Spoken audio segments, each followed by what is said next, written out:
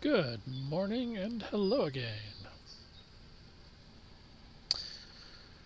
Pretty much got all the pieces cut out now for some speaker boxes, and I need to figure out how to build some boxes to carry and house equipment. And this particular box is a little different than equipment boxes that I've bought in or built in the past, excuse me. And it is also different than anything I've seen, in stores and whatever. So it's not something I can just buy.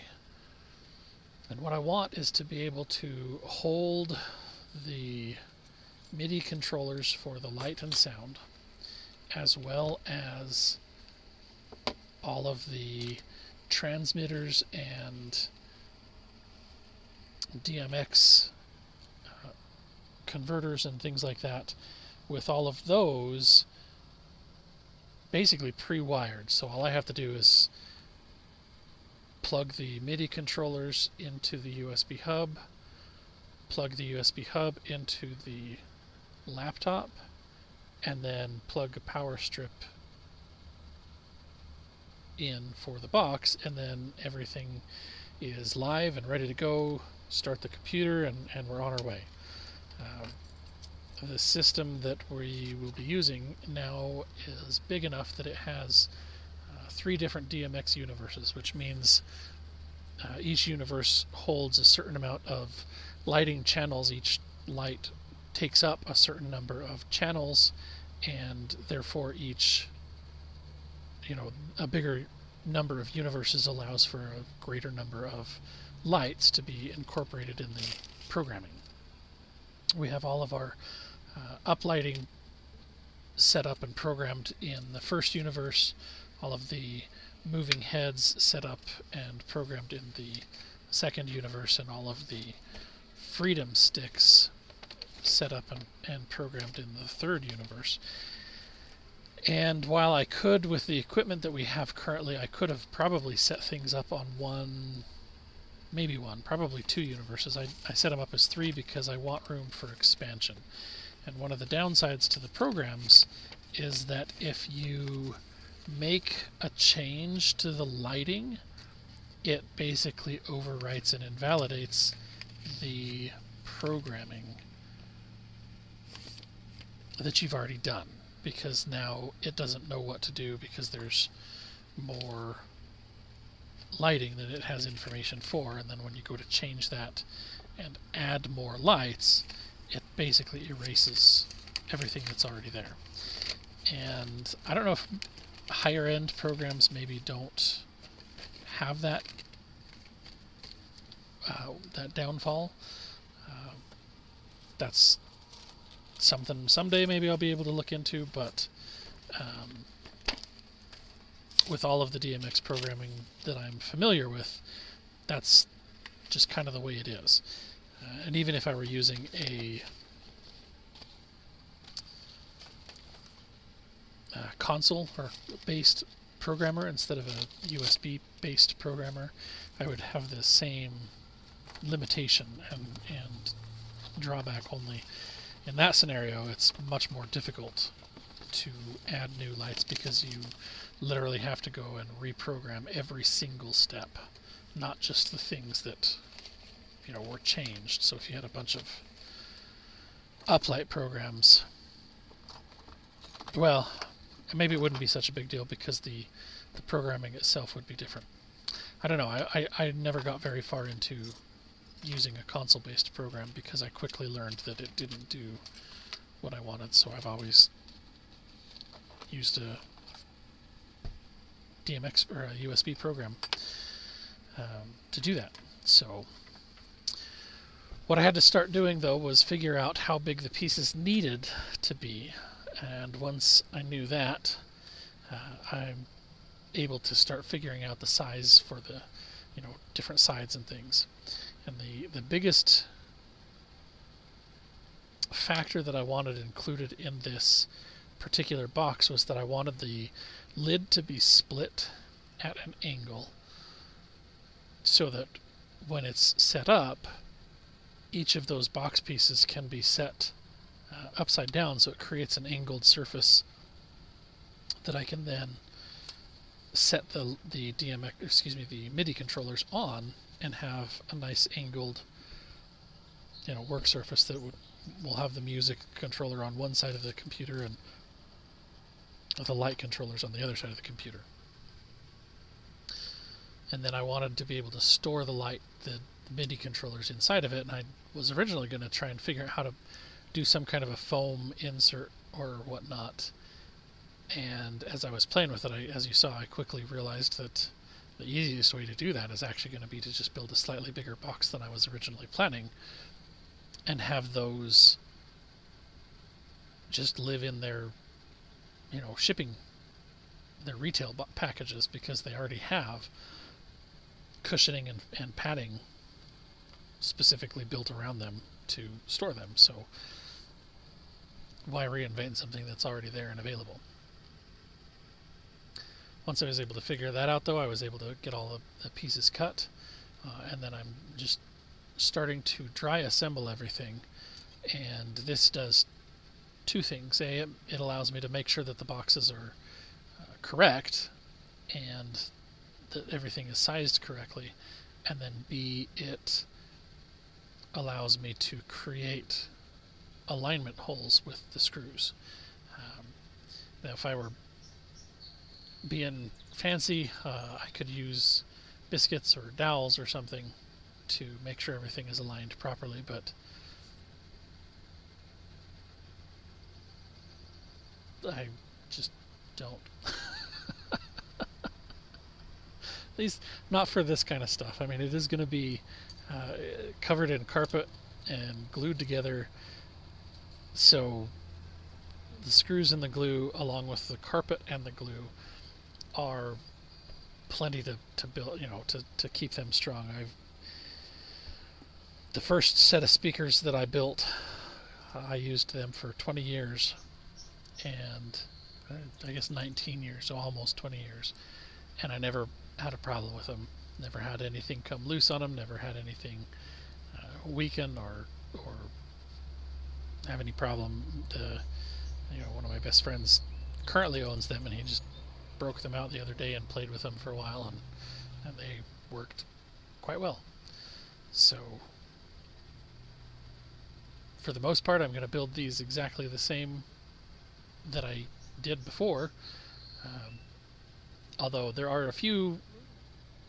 I am implementing a few new things that I did not know back then, so I'm going to add some bracing inside of them to help strengthen the anti-vibration capability, to help ensure there's as little noise bleeding through the speaker box as possible.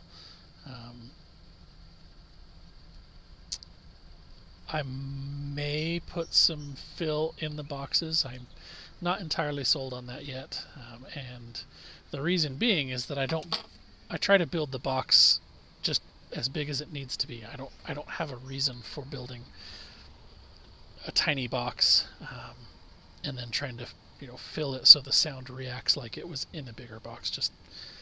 I just build it as big as it needs to be, which does mean I have some fairly big speakers.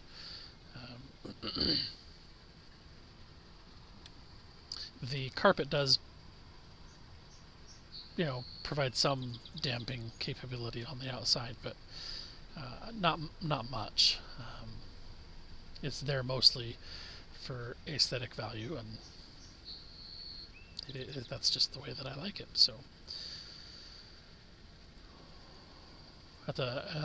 what I'm doing here at the moment is I know I'm going to have to cut out a bunch of handle grooves, and the handles don't quite go all the way through the plywood, so I figured the hole for the handle shouldn't. That way the inside wall of the plywood stays flush. And so I'm creating a template so that I can use a router bowl cutting bit to to gouge those out from the top. And it took a little bit of figuring out, but it definitely was worth doing. And that's a set of bits that I definitely am glad to have got. They're a set of bits on the flip side that I will be very glad to replace, though, because I've never done much with a top mount bowl cutting type bit, a pattern bit basically.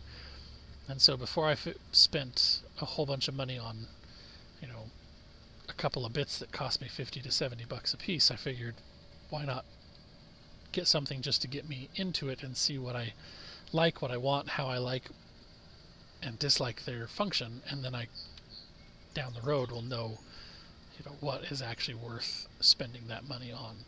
So I ended up buying a set from Amazon that I think was like a grand total of 18 bucks for 5 bits, and I fully expect them to dull out and burn out fairly quickly. But I mean, the first bit that I was using made it through all of these handle holes, and there's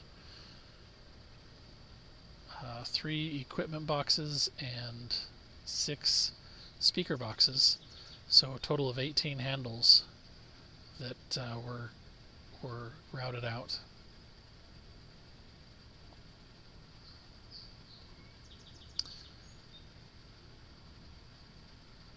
And it worked pretty well.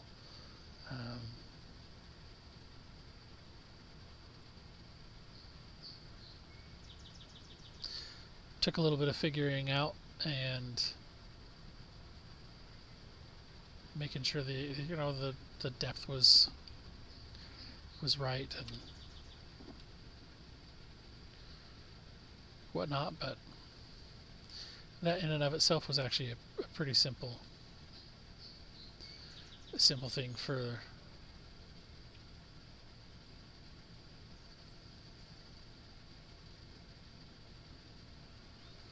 it does take a little bit of time with this little battery powered trim router, but it did the job. And I think it would have actually been more difficult with the plunge router, because the base on the plunge router is so much bigger, and it would actually on some of these surfaces create more instability because it overhangs the surface by more, or especially for these first two.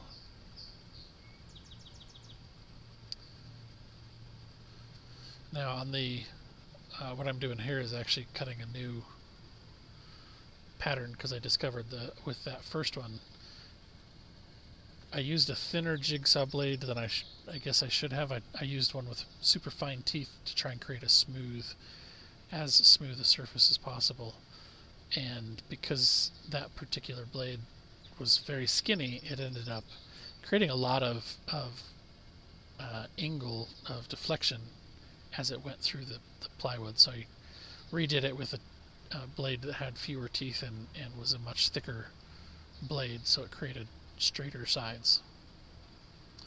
But other than that, I mean, wasn't too much of an issue. And what I'm doing here is using the existing amp box to just make sure everything is set up exactly the same, since that's what I'm modeling it off of. I did put some bracing in on these ones for their handles, and the reason for that is because these particular handles hold a lot more weight. One of the amps weighs, I think, 42 pounds, and the other one weighs 48 pounds. So these handles get a lot more use, and I just figure there's no reason not to have a little bit of extra stability. And once the box is cut, the easiest way to make the box is to build it with all 6 sides and then cut your lid off. So that's what I'm doing here, is just running all 4 sides through it through the table saw to just clean off that cut. Then I do the flip side because this particular box opens from both ends. That way you can set it down and have the plugs connecting in the back, and you can have the switches and controls in the front. And it also creates the capability to have proper airflow because the fans pull from the front of the amp and blow it out the back, so that you need to have that airflow to help prevent it from overheating. And I mentioned in the previous video that I'm a little bit of an audiophile. I do hear a lot of things that a lot of other people have told me they can't hear or don't hear as well, and I hear things before other people a lot of the times, and I enjoy hearing all of the sounds that I can out of a song. And it's always amazing to me to switch from one system to another and then hear things on one system that I don't from the other. So I tend to gravitate towards the better systems, which is one of the reasons why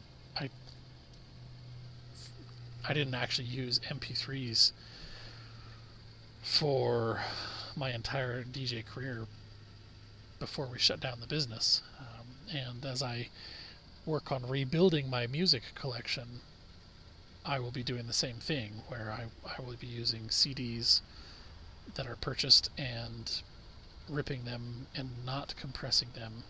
I'll just be using the straight PCM waveforms to create or to have all of my music stored, because I can, on a good sound system, I can hear a difference between an MP3 and a CD. Interestingly, the few times I have tried to compare different sources, with the exception of MP3s, has been a fun challenge. I know a lot of people claim that there is a difference between a vinyl record and a CD, and that is a difference that I actually don't agree with. The vinyl record does have more static and ambient sound to it from the actual recording process. The CDs do tend to produce a cleaner sound that is just more straight music, I guess would be the best way to describe that. So I prefer CDs over vinyl. Pretty much guaranteed. Not that, vinyl DJs are bad, to each their own, I just prefer CDs. But comparing like 8-track to cassette and cassette to CD and CD to MP3, CD absolutely takes the win in sound quality. So this is the speaker box, or the equipment box that I was telling you about. So I'm putting the lid on it, and you can see how it'll sit and create an angled shelf that the equipment can sit on. And then I'm going to build the second half, and unfortunately that's when the camera died. But now I'm routing out the handle into the bottom, and I ended up putting a second piece of plywood in there as just to help brace that, so the sides of the bottom of this particular box are 1.5 inches thick instead of 3/4 of an inch thick. Mostly just because I could, and there wasn't a reason not to, and partially because you can see how close that handle gets to the edge. I just wanted to make sure that there's as much strength there as possible, so I don't ever have to worry about it. I did put this handle in at a little bit of an angle. Since we had that angle, I actually was trying to hold it and carry it a little bit, and it felt like that was going to be the best option for that. And see there, I put the boxes in there, and just to confirm that they really do fit. And then on the underside of the lid, we'll have all of the transmitters and things mounted to that, and we'll get to that probably day is when I think I'm going to be working on that, because I've got to, now that I've got all the boxes cleaned up, I've got to clean my little shop space in here out, and the goal at this point is going to be to hopefully carpet the boxes this weekend. We do still have some fairly rainy days early this week, and then Thursday it's supposed to start warming up to the point where Friday I will be able to have the temperature above 50 degrees for 24 hours, so I can use the contact cement to actually glue the carpet to the wood. And then I need it above that for about 2 days to make sure that it can off-gas as much as possible properly and allow the contact cement to actually cure properly. And so that's what I'll be doing Friday and Saturday, is trying to get everything carpeted and in place, and then I can put hardware on. Although if I get all of the, well, anyway, back to the statement. So during the rainy days, I'm going to be working on the last project for this wedding, which is the thrones that will be built out of logs. And this was a specific request to have, so I'll be working on that. I've got a bunch of alder logs that we cut down last fall that have been sitting, and we'll see what I can do as far as building a log furniture throne, or a pair of them. That'll be an interesting challenge, and one which I'm eager to do, because we actually want log furniture for a lot of the furniture in our house. So this will be a good way to get into that and start figuring some of those details out. But I'll work on that during the rainy days and then do this gluing. But if I get the thrones done, say if I have them done by Wednesday, then I might start putting hardware on the boxes just to have those holes ready to go. And then I do need to still pick up some T-nuts and bolts, because I don't like using screws for any of the hardware. That way, if anything has to be removed and the box worked on or something like that, then parts can all be replaced easily and properly. So we'll see how the week goes, and we'll see what kind of footage we end up with, but that's where we're at. And here's where I'm adding that brace that I mentioned into the bottom of the box, just to make sure that that's as sturdy and strong as possible. And then I'm marking out where that handle's going to go, so I can get that routed out. Now I'm just adding some screws in there to hold that second piece in place. But that's where we ran out of footage, so thank you as always for watching. God bless you and yours, and stay safe out there.